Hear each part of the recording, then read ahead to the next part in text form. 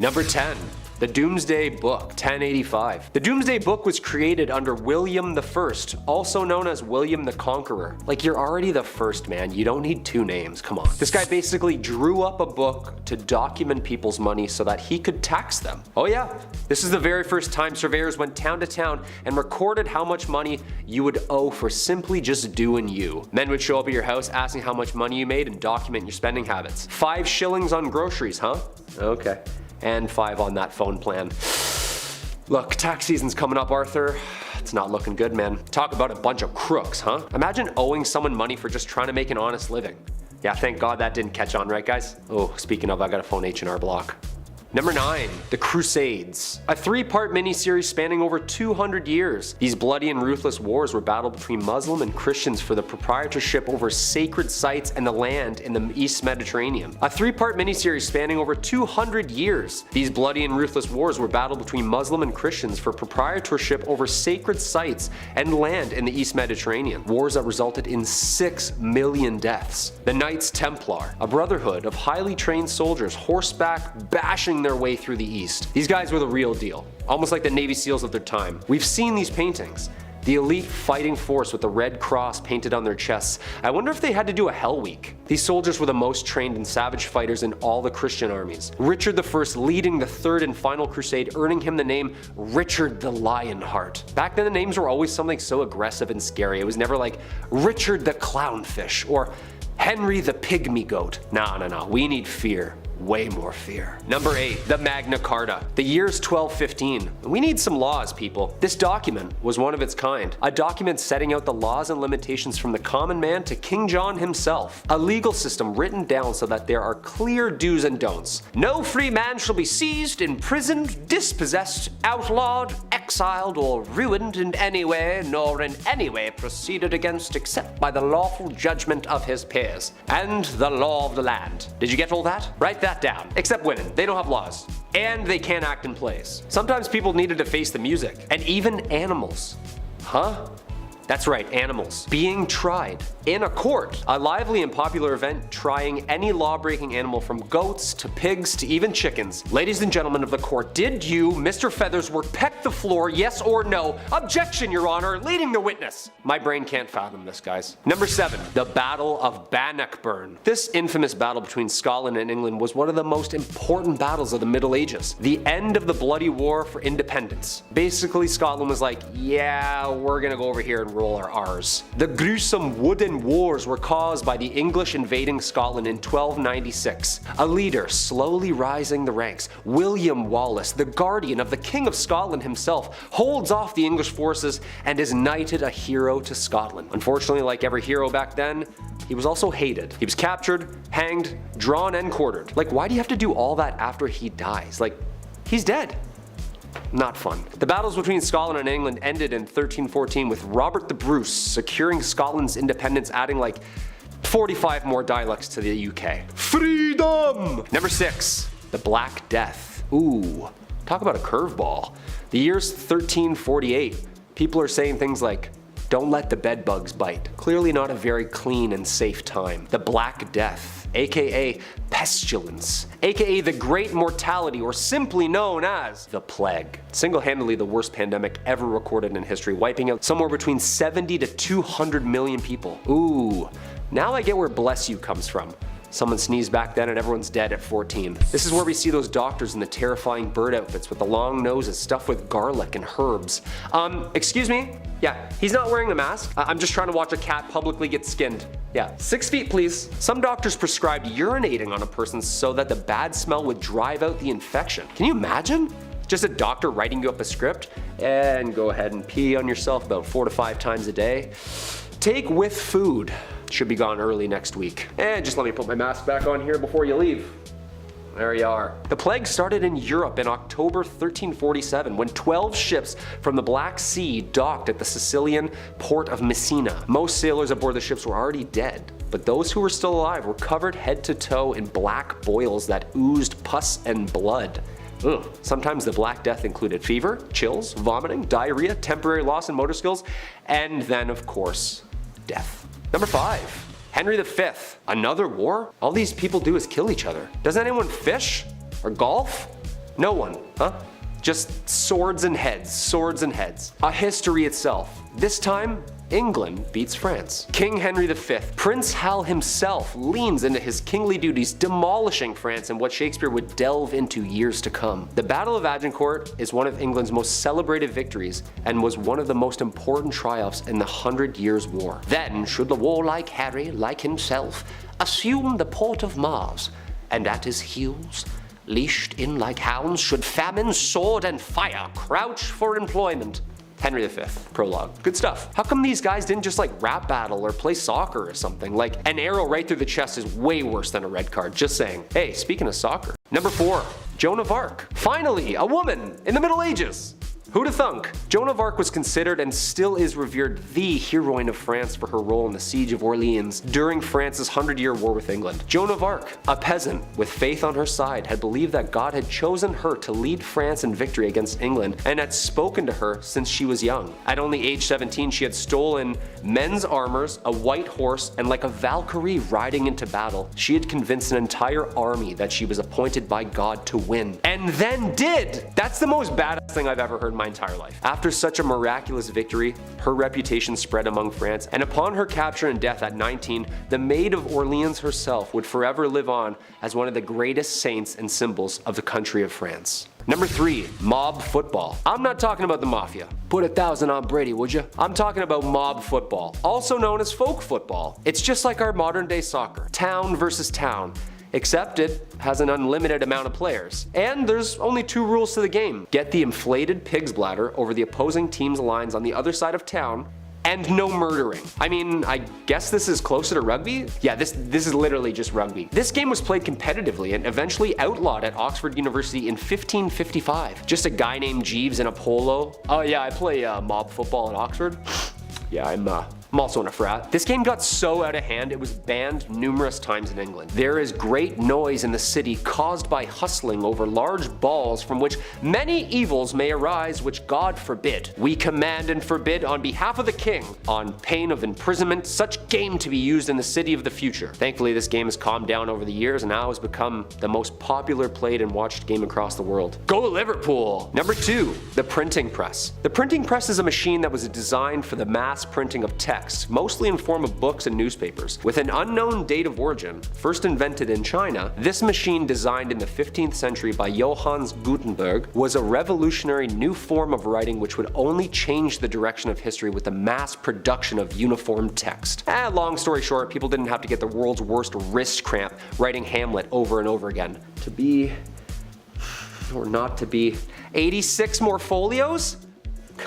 The alphabetical metal keys would be placed into the device and slammed into the paper, pressing ink upon the parchment. You know there's gotta be some books half written in purple ink because they just ran out of black. Come on, we've all been there. Ink's expensive. Number 1, William Shakespeare. The Bard himself, arguably the most influential writer of the English language. William Shakespeare was born in Stratford, England.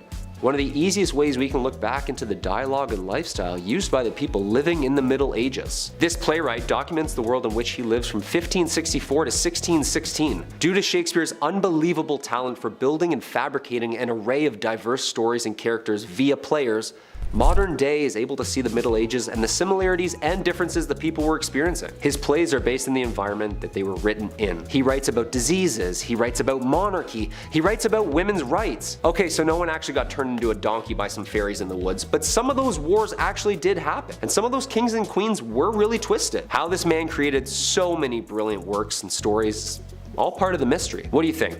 Genius?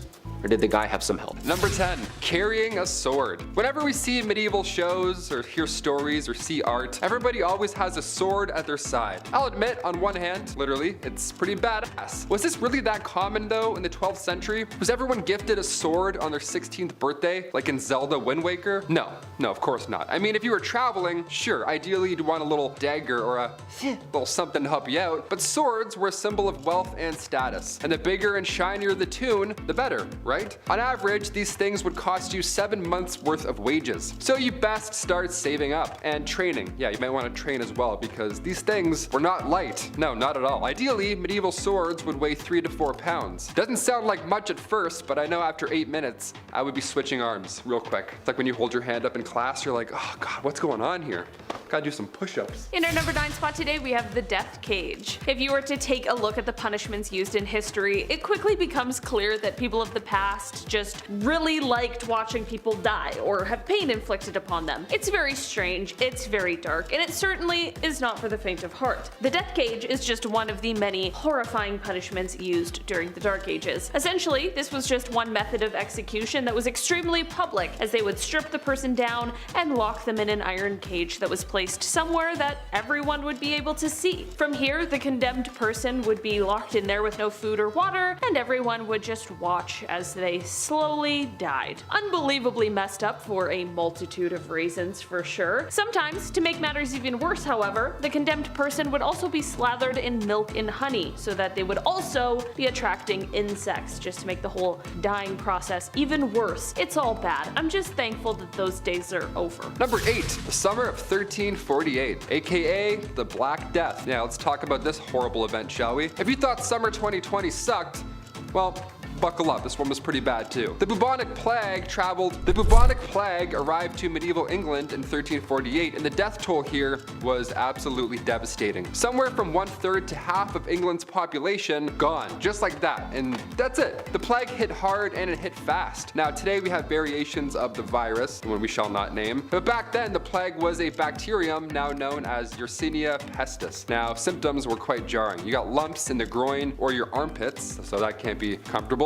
And next, the infected would notice black spots appearing all over their body. Almost all that were infected died within 3 days. More often than not without a fever, so you wouldn't see it coming, aside from the black spots and the things I just said. Now, the drop in the population resulted in a widespread of wealth. Workers were demanding higher wages, and farmers were demanding lower rents. The poor got expandable income, so it kinda helped, kinda didn't. I don't know how to explain that. The Black Death spread more than a mile per day, and it's all thanks to traders and travelers. Yeah, humans can't stay still for a bit. We love traveling, even through the Black Death. Cause you know, why not? Roads are empty. As long as there aren't any rats hiding on board, maybe you'll make it. In our number 7 spot today, we have the meowing nuns. Mass hysteria wasn't necessarily uncommon in the Dark Ages. There are a few instances we could discuss, but for today, I want to talk about one of my favorites. In the book, The Epidemics of the Middle Ages, which was written by J.F. Hecker in 1844, there was the description of a very strange case of mass hysteria that broke out among nuns in a French convent in the Middle Ages. Basically, one day a nun in this French convent started to meow like a cat.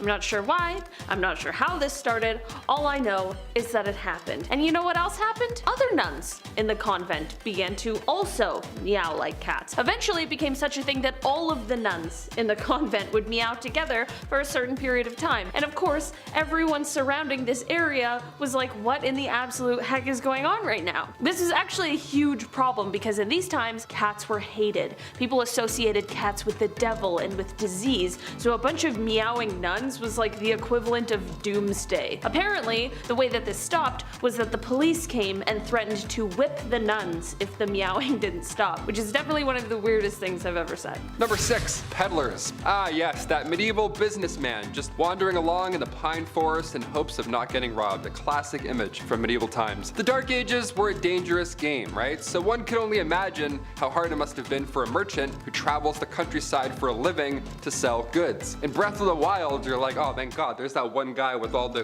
goods that I need. How convenient is this? Awesome. That's not in real life. In the Middle Ages, traveling village to village wasn't an easy task. You couldn't order an Uber and then voila, and unless you were a knight, you probably didn't have a noble steed to take you there. But even so, an outsider showing up to your village to sell goods from a distant land, I don't know, sounds a little sus if you ask me personally. Peddlers were more often than not welcomed with suspicion by locals. Most of the time, peddlers were just accused of being criminals, even if they weren't. Guy shows up, he's like, hey, want to buy some watches? They're like, you're a robber, you're going away. In our number 5 spot today, we have donations. In the Dark Ages, it wouldn't necessarily be strange to either donate or sell your own urine. Yeah, the market was hot for urine because they used it a bunch during this time in history. Medieval chamber pots would collect all of the stuff from an entire household or public space wherever they were placed, and oftentimes they could later be sold at the local tanner or fuller in town. I mean, talk about an easy way to make some money, but how horrible. The reason this product was so popular is because it was used in a variety of ways. It could be used to clean clothing, to help with the dyeing process, to tan leather hides, and like I spoke about in a recent video, be used to help in the cotton making process in order to make the material soft and not frayed. While the practical uses make the wholesale process a little less peculiar, it honestly still would just be weird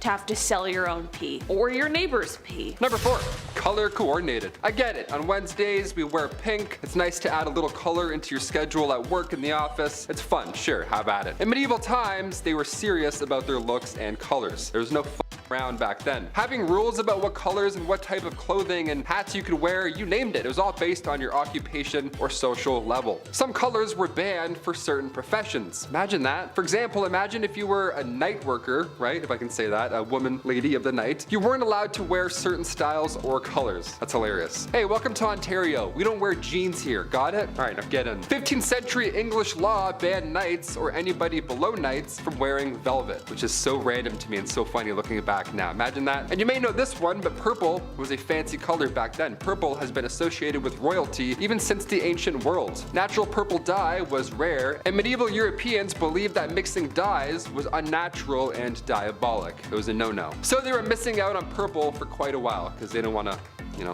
mixed goods, if I can say that. In our number 3 spot today, we have divorce by combat. If you talk to most people who are divorced nowadays, they'll tell you about how awful the divorce proceedings can be. It's expensive, it's time consuming, and sometimes things get pretty heated. While these harrowing tales are definitely less than delightful, things could definitely be worse, and by worse, I mean you could be getting a divorce in the Dark Ages by way of combat. The first documented instance of this was created by Hans Talhofer in a 1467 manuscript. He wrote, quote, "As per the instructions, the husband was put up to his waist in a 3-foot wide hole dug in the ground with one hand tied behind his back. The woman was to be armed with 3 rocks, each weighing between 1 and 5 pounds, and each one wrapped in cloth." Basically, the man couldn't leave the hole, but the woman could run around the edge of the pit. He continued on, quote, "If the man touched the edge of the pit with either his hand or arm, he had to surrender one of his clubs to the judges. If the woman hit him with a rock while he was doing so, she forfeited one of her stones." While this sounds like an insane process, it really was true and continued on before growing rare in the early 13th century. Not only has the discovery of this historical practice shed light on something we previously did not know, but it also gives us a glimpse into the gender dynamics of the time period. We're not entirely sure how this sort of divorce ended, but many speculate that this basically continued on until one of them died or one of them surrendered. Number 2, bucket family style. For my last one today, we're getting real cozy. Real cozy. Remember in Charlie and the Chocolate Factory when all his grandparents have to share that one rickety old bed? Well, that's what everybody at home looked like in the Dark Ages. Imagine being in the middle. I'm already anxious thinking about it, just stuck.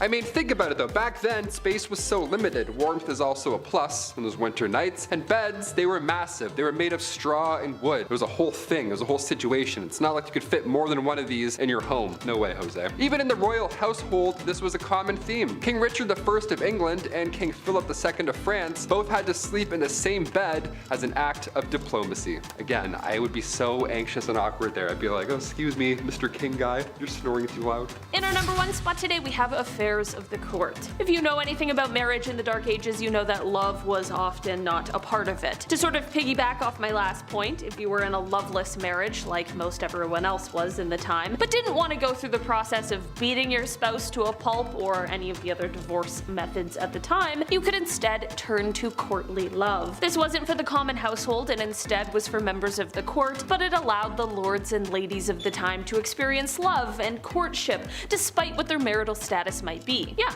as a place for married people to go and hook up. Well, not entirely. I mean, there of course were rules in place and society was very pious, so people weren't exactly hooking up. But it was a huge hit. People danced, they giggled, they flirted, and sometimes people could even be caught holding hands. One of the rules of courtly love just stated, marriage is no real excuse for not loving. At number 10, helmeted chickens. In the Dark Ages, peasants didn't really get the best food. The good stuff was more so saved for the members of the elite, and these people ate some good stuff. I mean, to us it's weird, but to them it was finger licking good. Speaking of finger licking good though, let me tell you about one of their weirdest foods, helmeted chicken. No, it wasn't a special chicken that was prepared with special ingredients or whatever. It was literally what the name is, a helmeted chicken, aka a chicken with a helmet on. I know.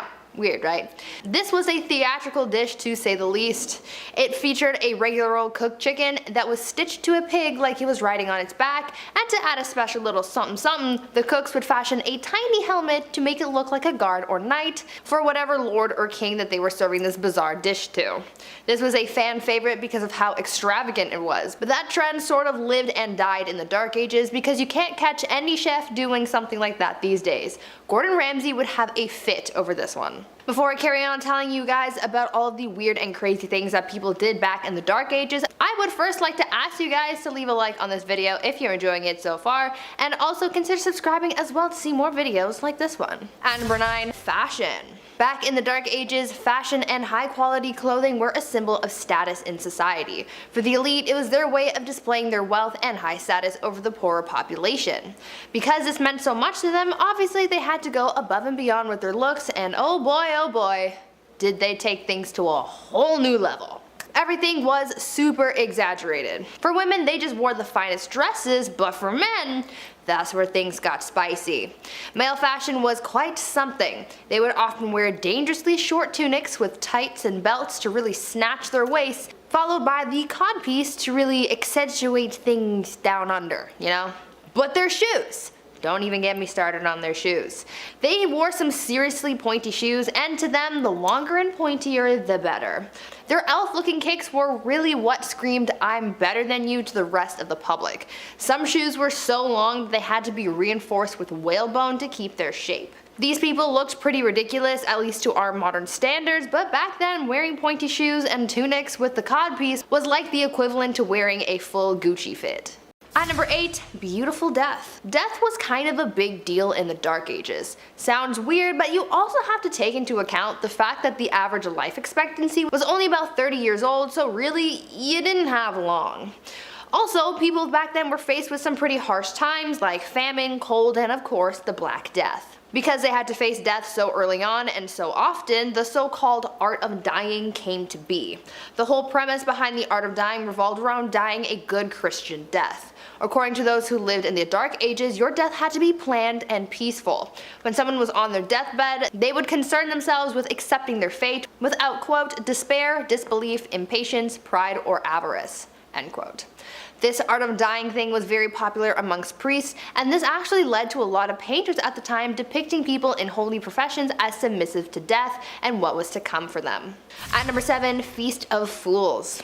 One of the more lively aspects of the Dark Ages was the many festivals and holidays that were celebrated. Though most of the population worked grueling hours for days on end, they often got breaks to hold celebrations. Most holidays and celebrations that were held were religious, but others were just silly and were designed for people to have fun, like the Feast of Fools, for example.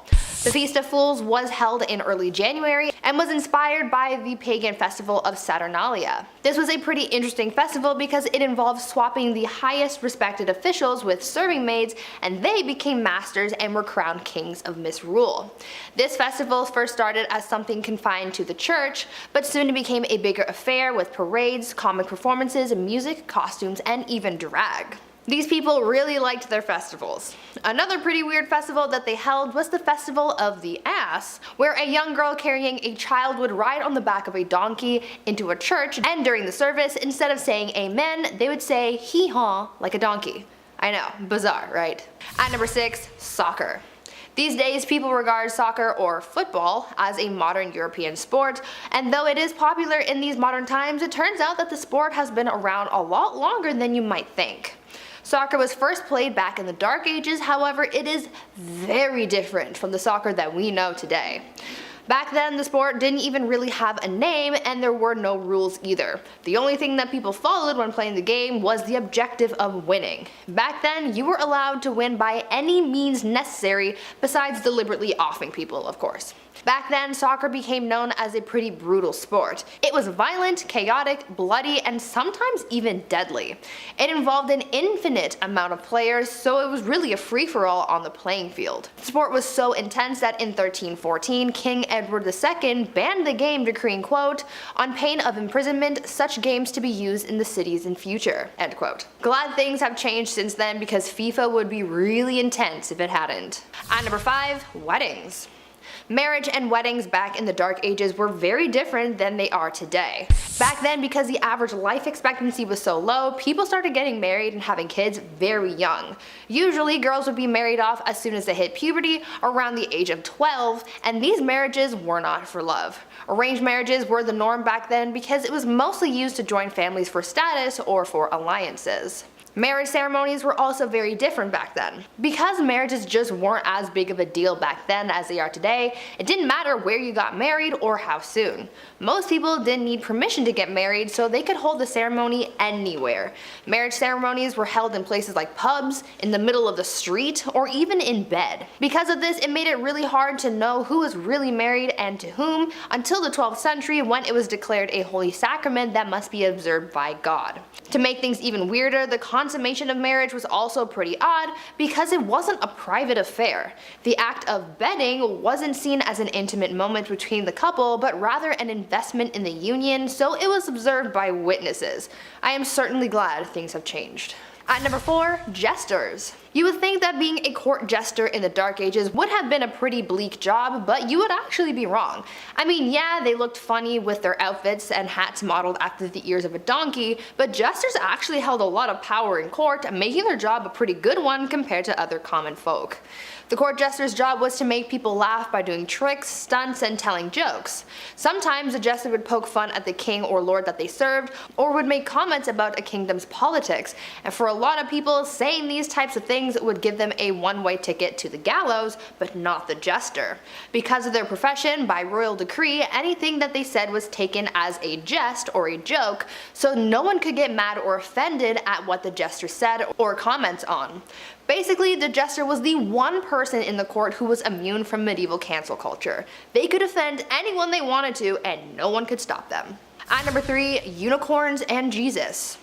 The thing about the Dark Ages is that it was full of superstition and mythology. Within this period of time, there was a lot of confusion when it came to religion, as paganism and the rise of Christianity were both hot topics. Many times, superstitions and mythology from paganism made its way into the religious beliefs of Christians, and things were known to get a little weird.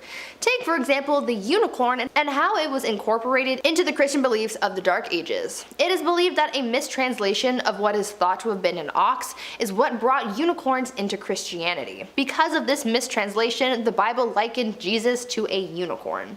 Since it was in religious texts, people in the Dark Ages sort of just ran with it, and so they started incorporating the unicorn into many religious artworks. To further this whole unicorn thing, they made up a superstition that only innocent maidens were allowed to touch unicorns, and they even used the unicorn to come up with a rather uncomfortable allegory of Christ entering Mary's womb. This unicorn thing was also fueled by the Vikings at one point, as during the medieval age, Vikings were known to con people into buying narwhal tusks marketed as real unicorn horns. At number 2, divorce by combat. Back in the Dark Ages, if you wanted a divorce, you had to be willing to fight for it. Literally. In medieval Germany, couples would take to the ring to settle their disputes, and it was quite the showdown. Trial by combat was the common way of settling arguments back then, but when a husband and wife were fighting, things were a little more interesting than just having an all-out brawl. During these divorce by combat proceedings, the husband had to stand in a hole with his hands behind his back, while the wife ran around in a circle with a bag full of rocks. I don't really see how this settled anything, but who am I to question the methods of the Dark Ages? And finally, at number 1, Animal Court. I think that one of the weirdest things about life in the Middle Ages was their legal cases. As I just told you, their divorce proceedings were literally a trial by combat. They also found bizarre ways of trying someone if they were accused of witchcraft as well, and that was pretty dark, but the strangest court battles involved animals. Yes, animals were sometimes put on trial back in the Dark Ages. All animals from livestock to pets and even insects were not safe from the law, and they would be put on trial if they were suspected of breaking the law.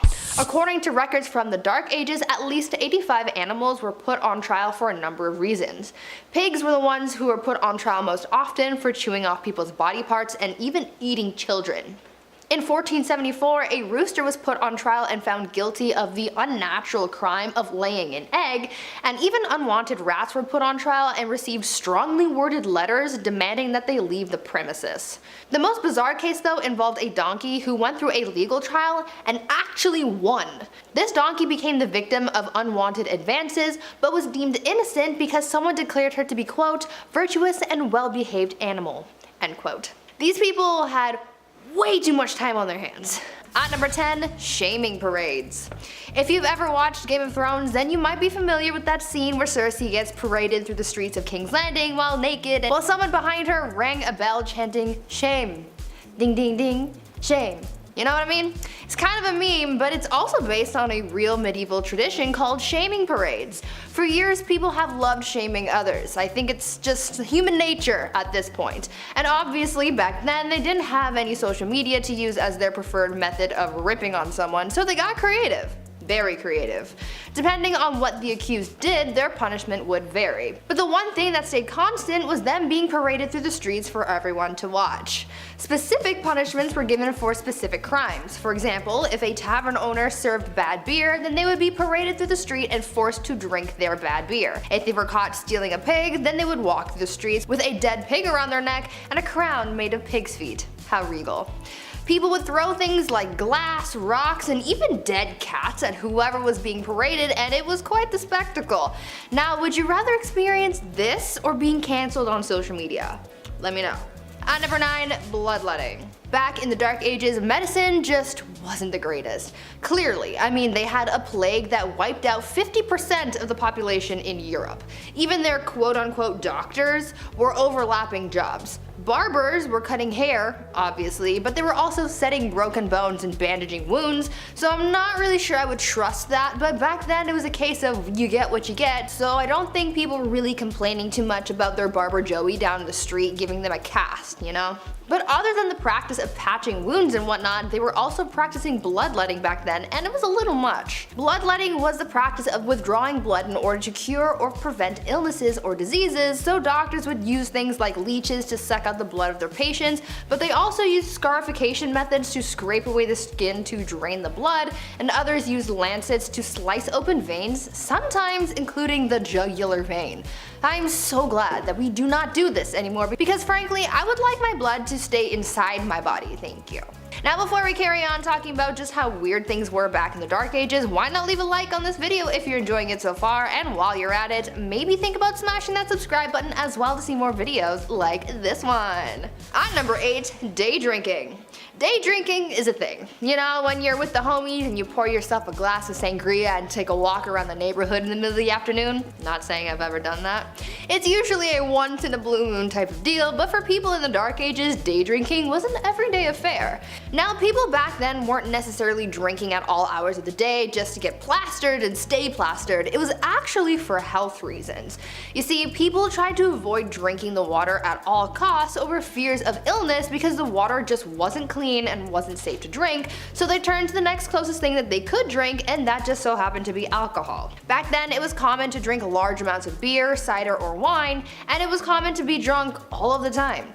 Thank God we can safely drink water now because I don't think anyone could handle the hangover that came with all that heavy drinking. At number 7, no pleasure. The Dark Ages were heavily immersed in religion. In medieval Europe, they took Christianity very seriously and people followed the church very closely. The mission of people back then was to live a good Christian life and to not commit any sins, but one of those sins was a little unfortunate when you look back on it. Back then, any sexual acts that were meant for pleasure and not for procreation was considered a sin. That meant that sexy time was reserved for furthering the population, and that's it. And if you did anything recreational, you would be getting a one-way ticket to hell. Along those same lines, it was also believed that female domination was also a sin, and so the woman could not get on top, or again, straight to hell with her. One saint, Francesca Romana, was so afraid of experiencing pleasure when she slept with her husband that she literally burned her lady bits with hot fat so that it would make the experience as miserable as possible. That sounds horrible. At number 6, cemetery fun. What types of things do you guys like to do for fun? Do you play video games, or read, or maybe you watch Netflix or YouTube? Huh? And where do you like to go for fun? Maybe the mall or to your friend's house? Well, if you lived in the Dark Ages in Europe, you would go to the place that everyone goes for fun, the cemetery. Yep, you're gonna go kiki it up with the corpses, and unfortunately they're not corpse husband, although corpse, if you're watching, hit me up. Thank you. Anyways, back in the Dark Ages, the cemetery was the place to be. It was considered to be the social hub of the community. Back then, people held theater performances, elections, trials, and even set up businesses in the cemetery because the graveyard shops were exempt from taxes. There was quite a lot going on in the cemetery, but it was almost the equivalent of going to the mall. But I want you guys to tell me if you would ever be like the people in the Dark Ages and just go to the cemetery for fun. At number 5, an eye for an eye. When it came to the legal process in medieval Europe, things weren't always fair. I mean, they tried women for being witches and prosecuted animals for various crimes. Their punishments were sometimes swift and just, and other times they weren't. People back then believed that when found guilty of a crime, there were worse punishments than losing a hand or something. As I mentioned a little earlier, they were quite fond of public humiliation, but they also believed in issuing fines and even kicking someone out of the community altogether. If someone was found guilty of a violent crime, then they would be subjected to punishment that would cause them pain as well, but not to teach them a lesson, but rather to brandish them so that they would be recognized as a person in the community who did that one thing to that one person, you know? Since these people were very religious, they also had to make up with God for whatever crime they committed as well, so usually that would involve fasting, and then it would be up to Sky Daddy to determine if further punishment was needed. At number 4, the king's evil. Being a king or queen in the Dark Ages might seem like a pretty cool job, but I don't really think it was. With the rivalries these people had, they were at risk of being assassinated in one way or another, they had to worry about their bloodlines, and of course, the thing that everyone had to deal with, illness. Some kings, to help out their people, were tasked with healing an illness called the king's evil, and you're probably wondering, well, these kings weren't doctors, how did they cure illness? And to that I say, well, they touched it, of course. This whole thing started in the 11th century when Edward the Confessor became known for touching a person suffering from scrofula, aka the king's evil, and they cured them. People thought that this was a miracle, and so for hundreds of years after that, English and French monarchs were tasked with touching the sick to cure them of this illness because the monarchs were believed to be an incarnation of the divine. At number 3, tooth worms. If you're one of those people who really hate going to the dentist, just be glad that you didn't have to go to the dentist during the Dark Ages, because that was an absolute nightmare and a half. Not only do they not have any proper medication or anesthetics, but you could also get the worst diagnosis your dentist could ever give you, and that was a diagnosis of an infection of tooth worms. They believed that people could be infected with tooth worms that caused a tooth to decay, and that pits and holes in the tooth were home to a worm that looked like a tiny eel. What's worse than the diagnosis, however, is the removal process. They didn't want to pull out the tooth that was supposedly infected with these tiny worms, so instead they used a more holistic approach. A method that they would use to rid the worm would be to take a candle made out of sheep's fat and various seeds, and then they would hold it as close to the tooth as possible so that the worm would run from the heat and fall into a little dish of water that was being held beneath the patient's mouth. That sounds like a horrible trip to the dentist, that's for sure. At number 2, judging tears. In modern times, somehow we've come up with this idea that only girls are allowed to cry. I think that's pretty BS, and it's healthy for everyone to express their emotions, and funnily enough, they believed the same thing back in the Dark Ages. Back then, everyone was expected to cry freely, but the strange part of all this is the fact that people judged how others cried. Their tears would be judged on quantity, duration of crying, and frequency as well. They took their tears pretty seriously.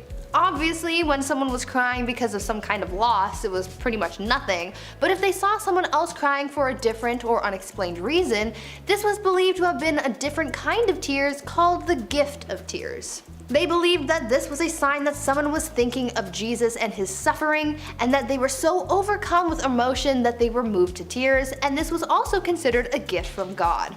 As long as someone's crying wasn't too loud, they didn't cry too much, and it didn't disturb anyone, especially during a church service, they were just considered particularly devout. And finally, at number 1, pee readings. This Dark Age tradition is probably one of the strangest ones I have ever heard, and you might come to think the same thing. In medieval England, people were known to get diagnosed based on their pee.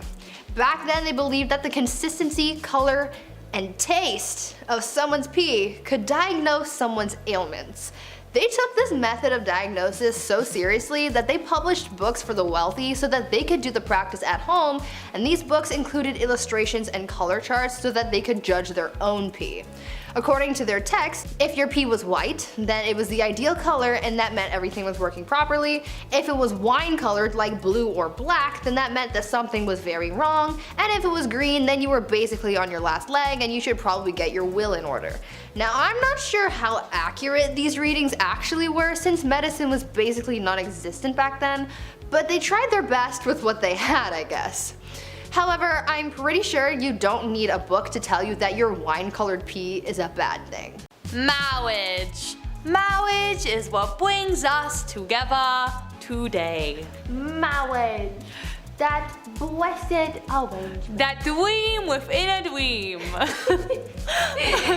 Welcome back to the Hive, everyone. And today we're talking about marriage from medieval times. Yes, indeed. I'm your host, Rachel Fisher. And I'm your host, Wee Boom.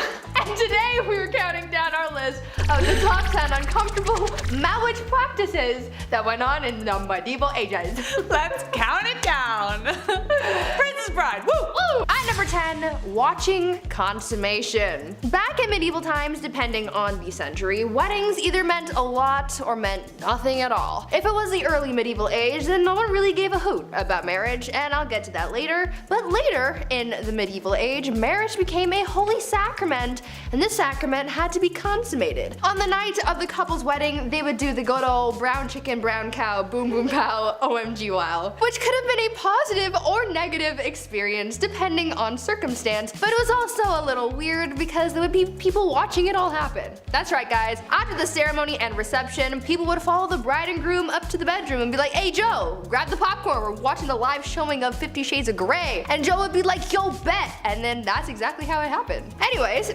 this was all done so that there were witnesses to the consummation, so that the marriage's validity could be backed up. So if anyone tried to deny that their marriage was legit, Joe with the popcorn would be able to back up the bride and groom and confirm that everything happened. Kinda kinky, kinda weird. Number 9, dowries. Today's weddings are so insanely expensive. I don't know if it's ever gonna happen for me, for that reason alone. But, you know, they kind of replaced the dowry altogether. But what was a dowry? It was a set of assets, money, material, goods, real estate that would be given to the groom once the couple united. The purpose of the dowry was to entice a groom to marry the bride if he wasn't already attracted to her. A kind of, we will pay you to marry our daughter kind of vibes. But it also acts as a kind of insurance for the bride. Should the marriage end in divorce, the husband is expected to pay it back. So yes, there were indeed take-backsies if things got really bad. Though considering divorce and annulments were rare and the money really never belonged to her, not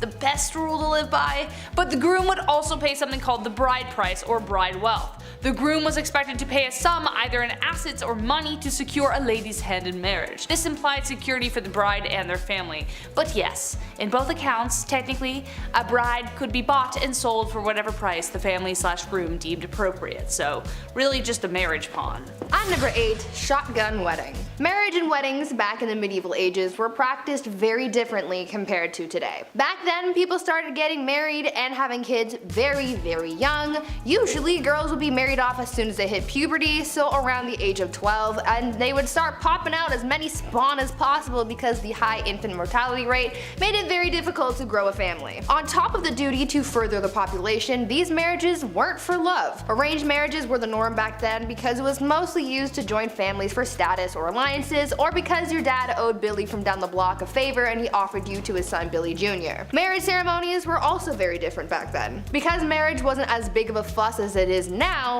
it didn't matter where you got married or how soon. You could get engaged in the morning and be married by lunchtime if you really wanted to. Most people didn't need permission to get married, so they could hold the ceremony anywhere.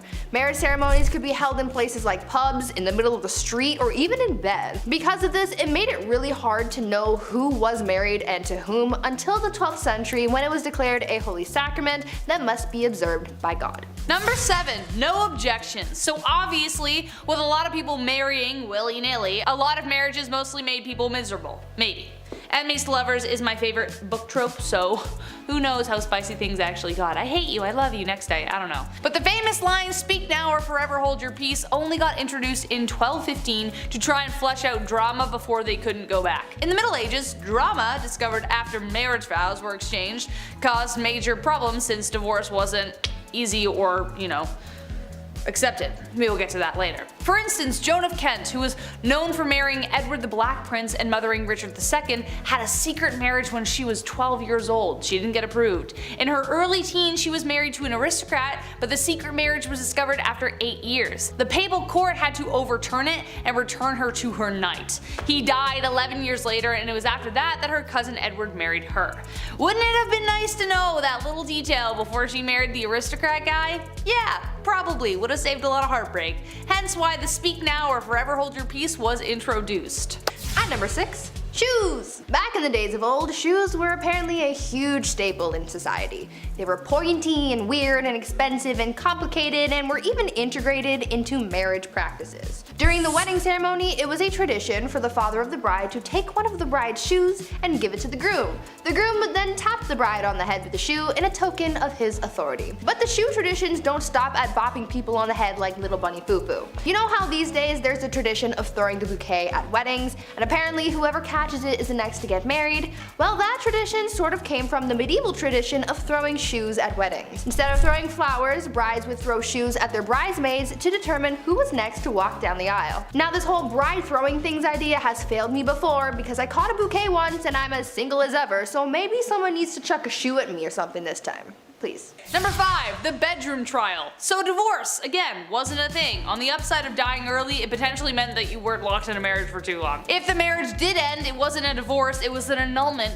which was very expensive. A common reason this happened was due to consanguinity, which was close relations by blood or marriage, which was forbidden.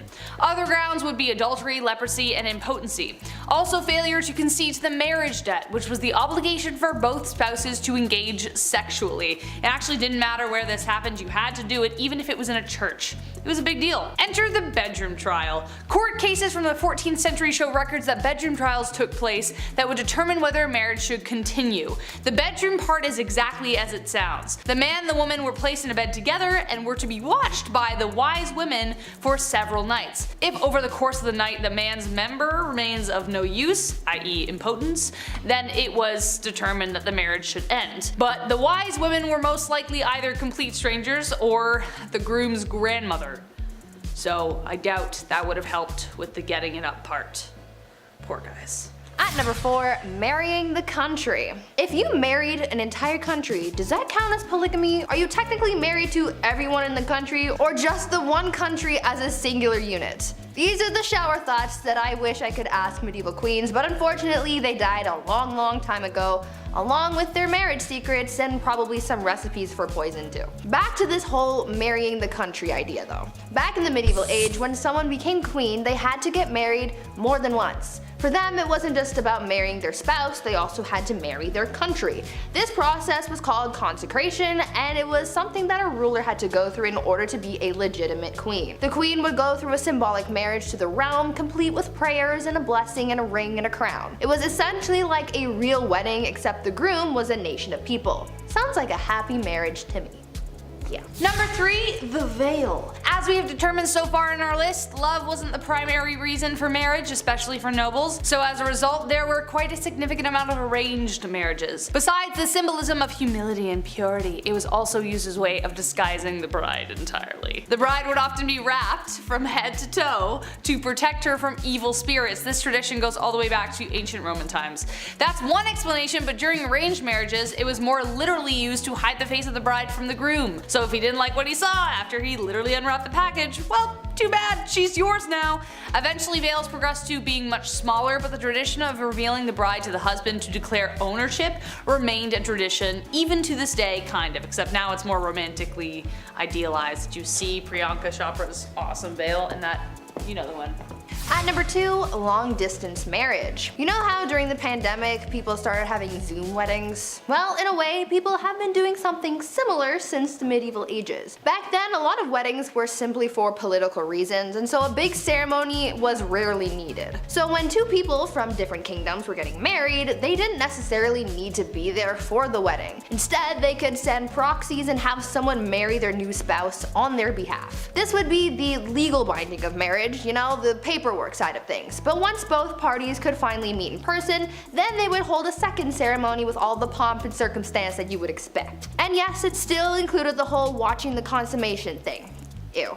This proxy marriage actually happened to Marie Antoinette, and her brother was her proxy until she could get to the formal ceremony. So now we know that even back then, you didn't have to show up on time to your own wedding, and you could just get someone else to do it. Sounds a little cold to me, but like I've said before, love is dead and it died a long time ago. Mic drop, thank you. Number 1, last but not least, and this is the most messed up, the Lord's Right. This one is definitely the most messed up tradition, and I don't even know how it was justified in the first place. Like, why was it even in place? Someone clearly made this happen so they could piss people off. The last thing anyone wants at their wedding is someone interfering with the wedding night. As we know, people for the most part had to observe the ceremony, but the Lord's Right was something even more horrific. The droit de seigneur was a feudal right that existed in medieval Europe that gave the lord of the land the right to sleep with the bride on the first night of the marriage.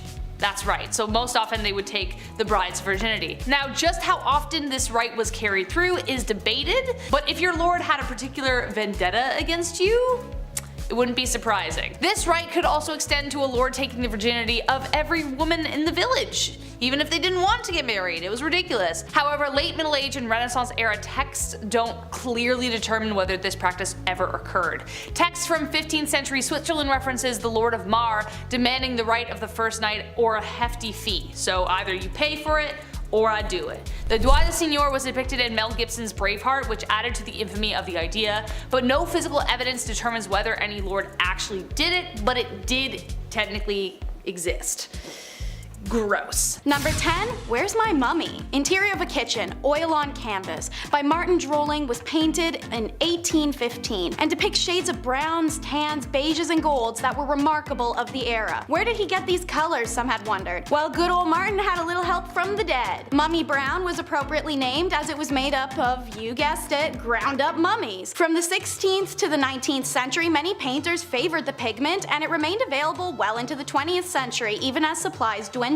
Egyptian mummies are rare nowadays, not because a few survived thousands of years in their tombs, but because few survived the aesthetic and cannibal demands of Europeans. Eating Egyptian mummies reached its peak in Europe by the 16th century. Mummies could be found on apothecary shelves, either in broken shards or ground into powder. So why did these nutcase Europeans believe that there was medicinal value in a mummy? Bitumen. Abundant in the Middle East, where formed in geological basins of the remains of tiny plants and animals, it could be semi-liquid or semi-solid. It is viscous when heated and hardened when dried, making it useful for broken bones and rashes. Supposedly, bitumen with wine cured chronic coughs, and combined with vinegar, it'll dissolve clotted blood. Other uses included the treatment of cataracts, toothaches, and skin disease. Because of the stickiness, it was called mum or mumia. You see where the mix-up is coming in? So when the invasive colonial Europeans saw the black stuff coating these ancient remains for the first time, they assumed it to be that valuable bitumen, or mumia, they'd heard about. They were quick to start gobbling it down. The mummified remains of Egyptian pharaohs were sold as medicine in Germany well into the 20th century, and And speaking of the dead, how about using them for decor? Ballroom of Bones is number 9. Not all bones are tasty enough to eat, and sometimes you got more of them than you can handle, so that's where ossuaries come in. In older times when people perished often before 50, there was obviously a lot more human remains to be disposed of. But sometimes there's not more space. So, as a space-saving technique, the skeletal remains of buried bodies would be dug up and moved into underground crypts called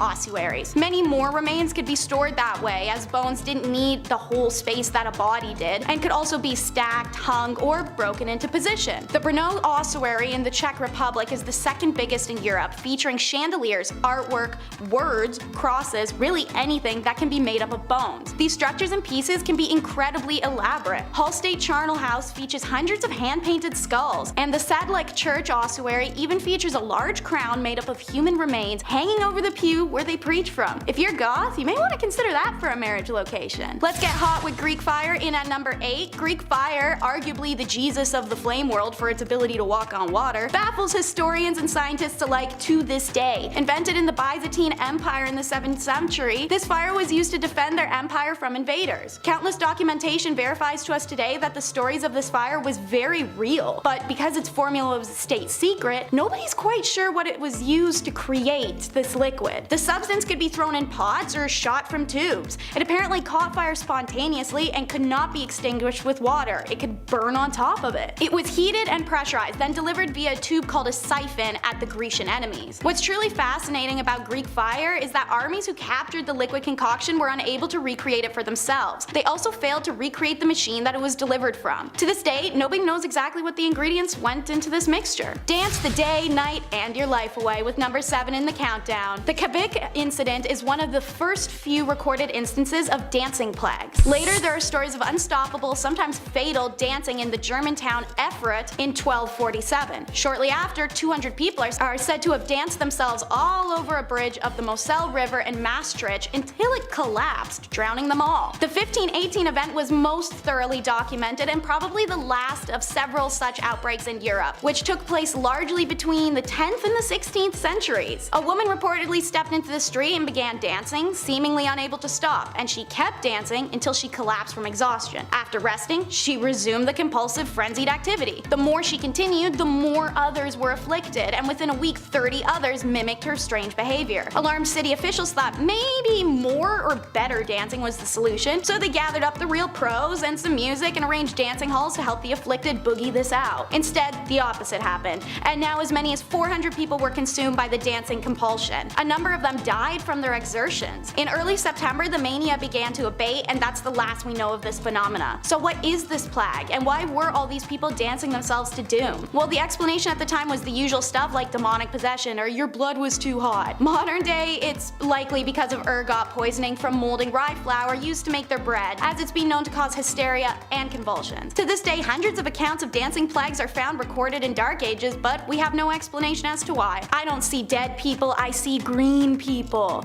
The Woolpit alien children are number 6 in our countdown. 2 English chroniclers reported a story from the 12th century that villagers of Woolpit discovered 2 children, a brother and sister, who had green skin and spoke an unknown language. The children were quickly taken to higher officials, Richard D. Colnay's house, where he attempted to communicate and failed. The children also refused to eat for days on end until seeing green beans in the garden, which they ate straight out of the ground. They stayed with Richard long term as he converted them to a normal diet, and they started to lose the green pigmentation. Obviously, after time and growth, these children learned English, and when they were asked where they were from, they told Richard, "We are inhabitants of the land of St. Martin, who is regarded with peculiar veneration in the country which gave us birth." They further explained that where they were from, everything was green, and they had been tending to their father's animals that they followed into a cave. Emerging out of it, they found themselves in Woolpit. "The sun does not rise upon our countrymen. Our land is little cheered by its beams. We are contented with that twilight which among you precedes the sunrise or follows the sunset. Moreover, a certain luminous country is seen not far distant from ours and divided by a very but considerable river." Shortly after this description of a non-existent land, Richard took the children to be baptized in a local church. However, the boy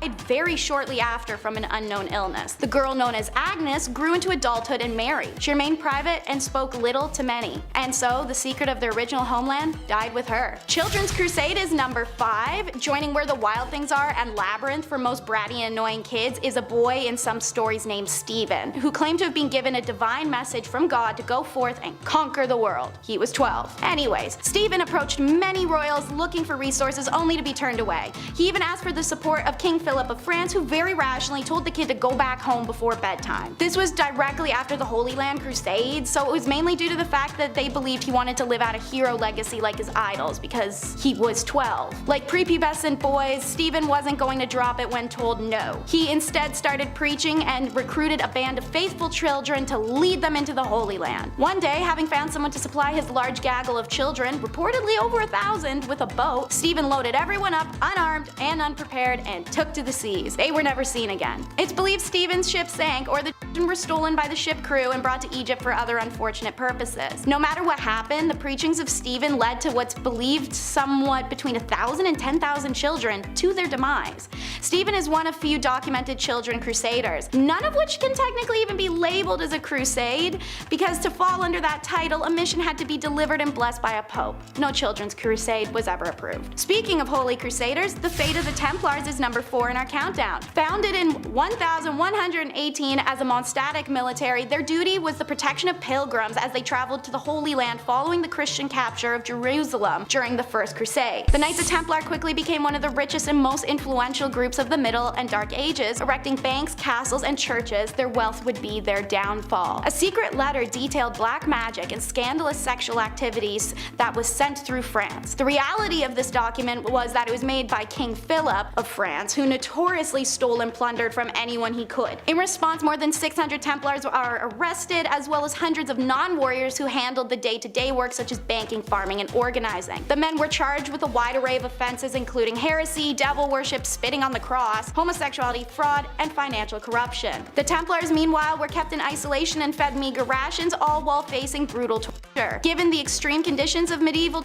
methods, it's not a surprise within weeks, hundreds of Templars just confessed to false charges. Their lands and money were confiscated and officially dispersed to another religious order, the Hospitallers, although greedy Philip did get his hands on some of the cash he coveted. Didn't know this guy was real, but the Pied Piper is number 3. The proof is etched in the Hamlinia face itself. An inscribed plaque on the stone facade of the so-called Pied Piper's house, dating to 1602, reads, AD 1284. On the 26th of June, the day of St. John and St. Paul, children born in Hamlin were led out of the town by a piper wearing multicolored clothes. After passing the Calvary near Koppenberg, they disappeared forever. The tale, in fact, has survived a very long time. Originating as medieval folklore, it inspired the Grimm brothers' legend The Children of Hamlin, and one of Robert Browning's best-known poems, The Pied Piper of Hamlin. While there are some small differences in the stories, the basics remain the same. The piper was hired by the people of Hamlin to rid the town of rats. Trailing after their hypnotic notes, the rat catcher and his magical flute made them go to their demise. But when the town refused to pay the piper for his service, the savior came for Hamlin's children. Entranced by the notes of his magic flute, the boys and girls followed the piper out of town and simply vanished. So what happened to Hamlin's children? One theory is that the Pied Piper played the role of a so-called locator or recruiter. They were responsible for organizing migrations to the east, and they were said to wear colorful garments and played an instrument to attract the attention of possible settlers. Popular opinion is, if this is the case, the children may have been taken to the Berlin area, as the family names common in Hamlin at the time show up in surprising frequency in areas of Uckermark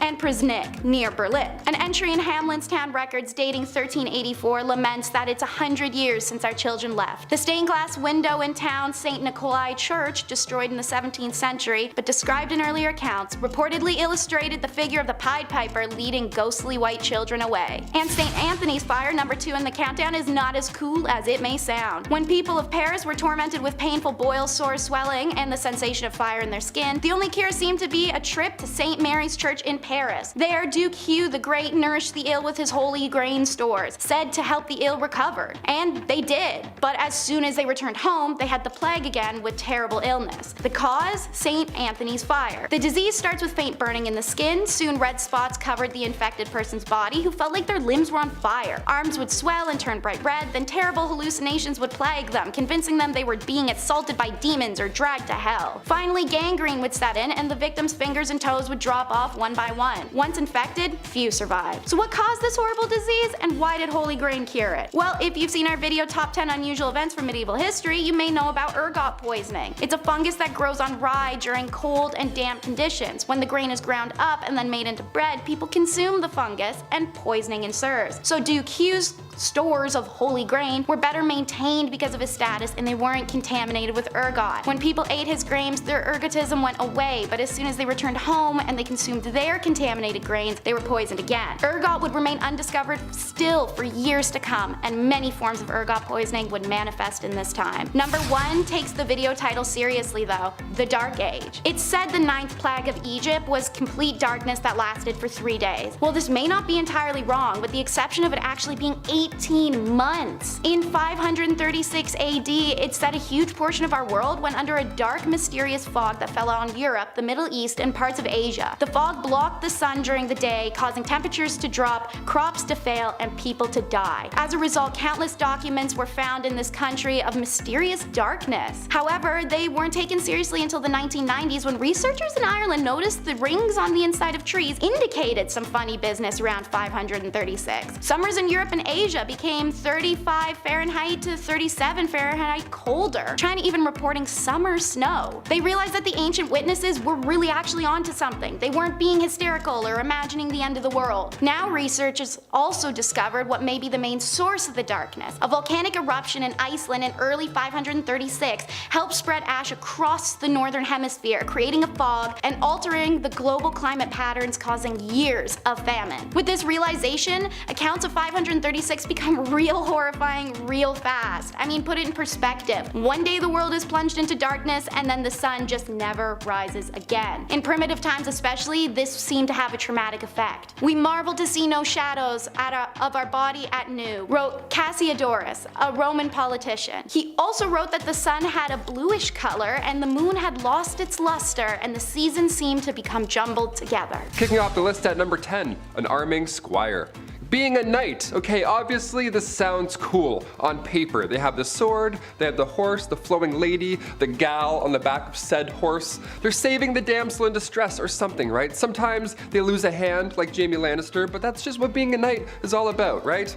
Also, spoiler alert, if you haven't seen Game of Thrones 9 years ago. It wasn't always a fairy tale epic being a knight. First of all, this process starts when you're 7 years old as well. So you would be given to a noble to learn for 7 years, and then at age 14, you became a squire. Ah yes, a noble squire. We've heard this term before. What do they do? Well, it's a knight's intern. Yeah, not an ideal job to have when you're young, but it's a job nonetheless. Also, you had no choice, so you had to do it. Welcome to the Middle Ages. Arming squires, they had a lot of responsibility. Arming squires would repair a knight's armor while they were still wearing it. Yeah, how fun is that? Oh, which buckle was it? Ah, yes, that one. Yeah, fixing up chainmail on a grown man's thigh. Not ideal. Welcome to the Dark Ages. Pretty dark. Also, after these epic, messy battles, arming squires would have to clean everything off of their armor. Yeah, everything. A lot of yuck going on in that business day. This was long before Dawn soap was also a thing, so they had to clean with urine. Yeah, gross. So gross. It gets worse and worse. Welcome to the Dark Ages. Number 9, a knight. When we think of the knights and, the Dark Ages and stuff, we often forget about the silly royal duties that one had to attend to. Yeah, you thought jury duty sucked. Oh boy. Beastly justice. You ever heard of this? If not, buckle in.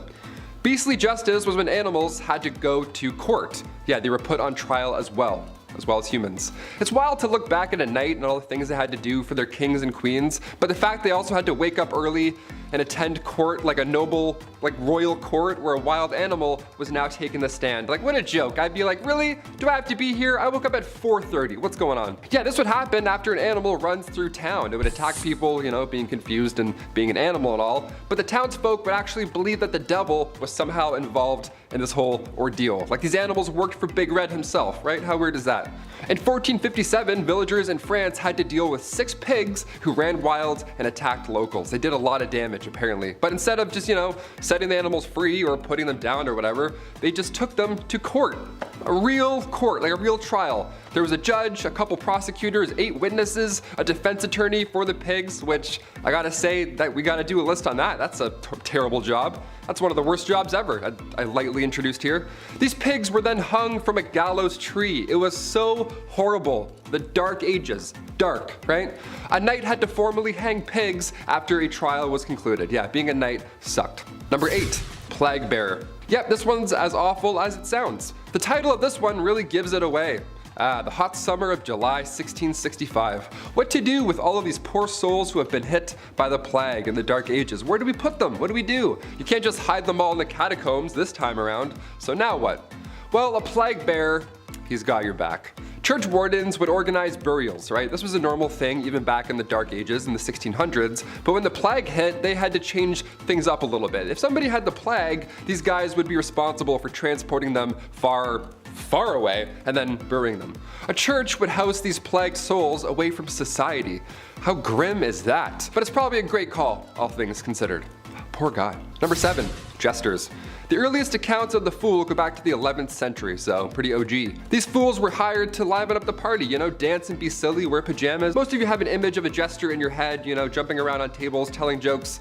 That's actually pretty accurate. Yeah, it was pretty fun. It was one of the best jobs to have, obviously. This title of a minstrel, or a fool rather, it was an honor to have. The fool's payment also was no funny business. That was good stuff. Roland Le Petier, he was like a major jester back in the day. This guy got 30 acres of land from King Henry II. Just here you go. Just show up and fart and be funny.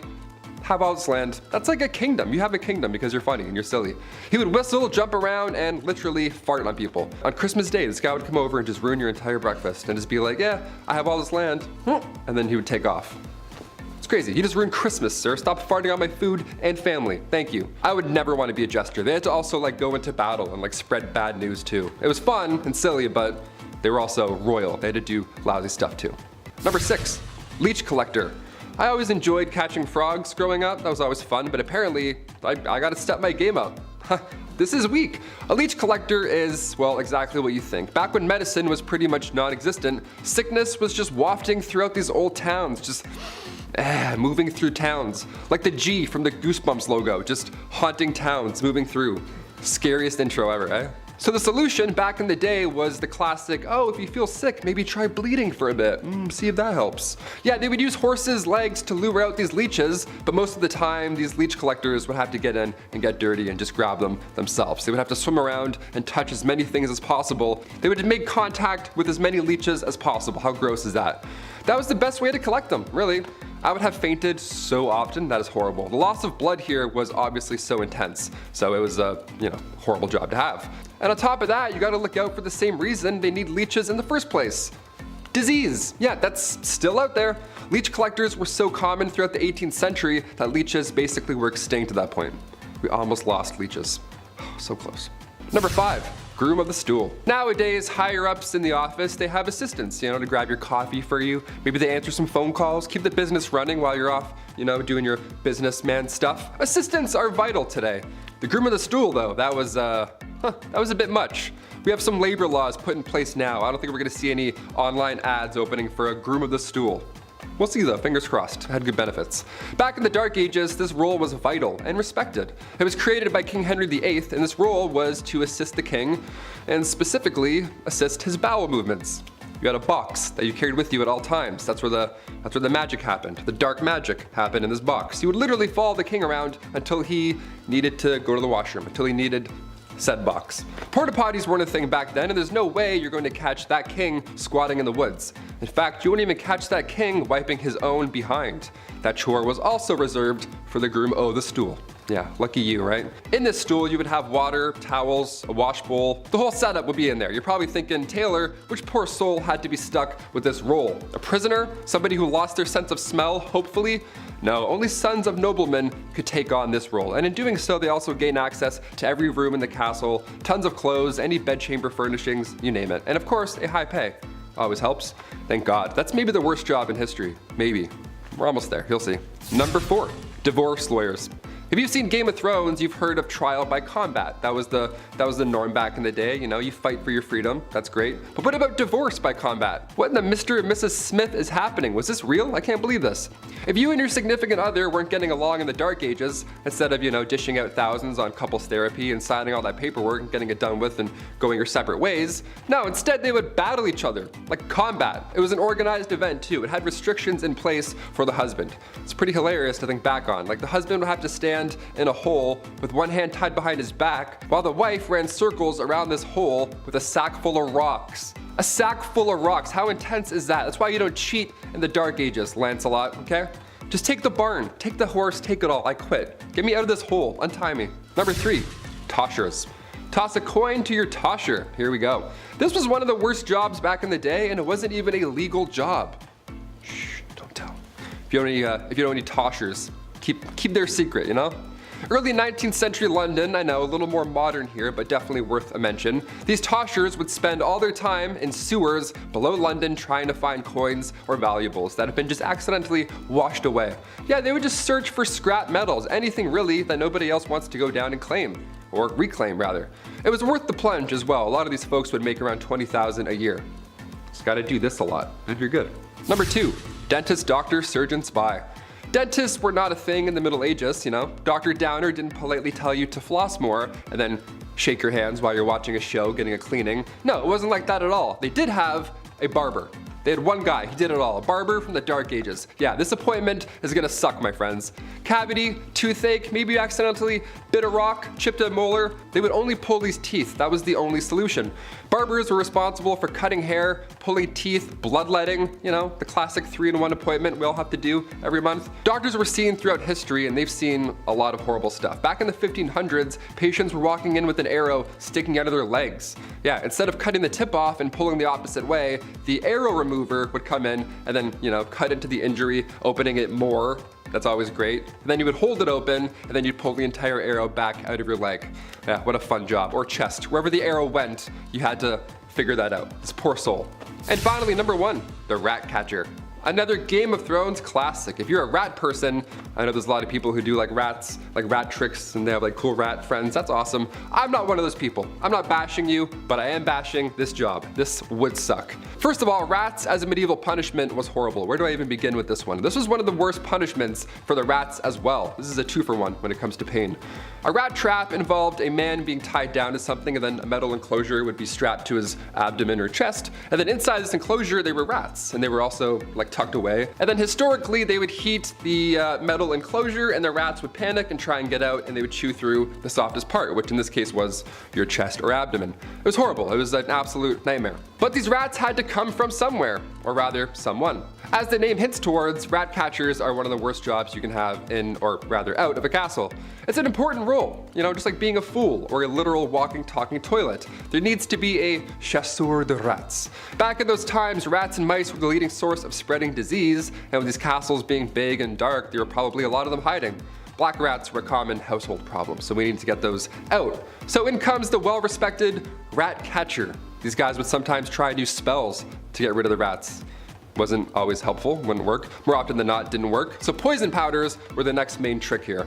Also, the Pied Piper, he was an OG. Historically, he would do a musical number to exterminate your pets. If anything, he should be getting a bonus. Any rat catcher, actually, today or back in the Dark Ages, you deserve a bonus, my friend. You're a brave soul. At number 10, water carrier. These days, we have it so easy. We have the internet at our disposal to learn about pretty much anything, we have cars to get us from point A to point B, and all of our resources are close by. We get food from the grocery store and water from the taps in our houses. But back in the Middle Ages, things were a lot tougher for people, and they had to go through a lot just to get basic life necessities, like water for example. Getting water to people wasn't as easy as you might have thought, and so that's why getting water became a whole profession. In a medieval city, you lucked out depending on the area that you lived in. If you lived close to a river or stream, then you could get all the water you wanted and pretty easily too. But if you weren't so lucky to live near this resource, then you might have had to hire a water carrier to fetch it for you. People sought out strong young men to become water carriers for them, and and as the name implies, they would get paid to go to the nearest source of water and bring it back for their employer. This profession became pretty popular in the late medieval period in London, and by this time so many people were working as water carriers that they created their own fraternity. At number 9, town crier. I'm sure you've heard of the town crier at some point in your life, right? They're often incorporated into pop culture pieces that take place in the medieval times. When you think of the town crier, you might also think of the famous hear ye that is associated with the speeches of the town criers. Back in the Middle Ages, the role of the town crier was a very important one, as it was a crucial way for the local authorities to communicate with the residents of their community. The town crier would often make announcements of new laws, royal proclamations, the start of events, and even the punishments of criminals. They were basically the news anchors of the past. Also, as I mentioned, we normally associate the town crier with the phrase hear ye, but the phrase first started off as oye, oye, oye, which later evolved into the phrase that we are more familiar with. Before we carry on talking about these strange jobs from back in the days of old, why not take a moment to leave a like on this video if you're enjoying it so far, and while you're at it, consider subscribing to the channel to see more videos like this one. At number 8, scribe. These days, most people know how to read and write. It's part of our basic education and is one of the first things that we are taught as kids in school. As we progress in society, basic literacy is taught more and more throughout the world, as some people in parts of the world might not have access to this privilege, but back in medieval times, most of the population was illiterate, which made the roles of scribes so crucial. Not everyone had access to the right education, but for those who did and could read and write, they often became scribes. The role of the scribe was as straightforward as the name predicts. Essentially, their job was to write. Scribes were hired to write all kinds of documents ranging from letters to business contracts. One of their hardest jobs though was to copy manuscripts, which was a job that may have taken a scribe several months to complete. Many men and women in monasteries held jobs as scribes, but for common folk in villages, being able to become a scribe was seen as highly valuable as well. At number 7, reeve. These days we have elected officials in our communities who serve as a sort of voice of the people. Back in the Middle Ages, they sort of had someone similar to that, and they were called reeves. The reeve was something of a local administrator, and their job was to oversee the day-to-day running of a manor, as well as to solve disputes between the peasants. The reeve was a peasant too, but they were normally elected by their neighbors or chosen specifically by a lord, and served as a reeve for a 1-year period. This job eventually faded away as the feudal system began to decline, but fun fact, you can still find some reeves in parts of Canada. At number 6, peddler. This next job from the Middle Ages is one that we kind of still have these days, just a little more modern. We're talking about peddlers. You know how there are people who go door to door trying to sell you something, like back in the day when Avon used to do house calls? Well, this was essentially what peddlers did. Their job was to travel from village to village to sell various goods. This was how a lot of people in more remote areas were able to buy certain items. The peddler's job was pretty important for the local economy because it was able to bring business to larger areas than just one local town. It seemed like a good enough job, but socially speaking, peddlers were always looked at with suspicion. Oftentimes, local people would accuse peddlers of being criminals. Now, they easily could have been criminals, but it's really a case-by-case situation. You can't judge someone for just trying to get their coin. At number 5, gong farmer. Now, even though there were simple jobs like being a scribe and carrying water to people, there were also some messy and not so glamorous jobs as well. This next one I'm about to tell you about was definitely one of the worst jobs that you could have. See, there was a time before modern sewers and plumbing were a thing. This was a pretty icky time because rather than waste being disposed of in sewers, they were deposited into a privy or cesspit. Now, these things had to be cleaned out periodically, and guess what? There were people who were hired to do just that. The gong farmer was someone who was hired to maintain the cesspits, and so they would be given a large ladle and they would scoop out the waste and transport it away. Now, I can only imagine how horrible that job would have been and how horrendous the smell would have been too.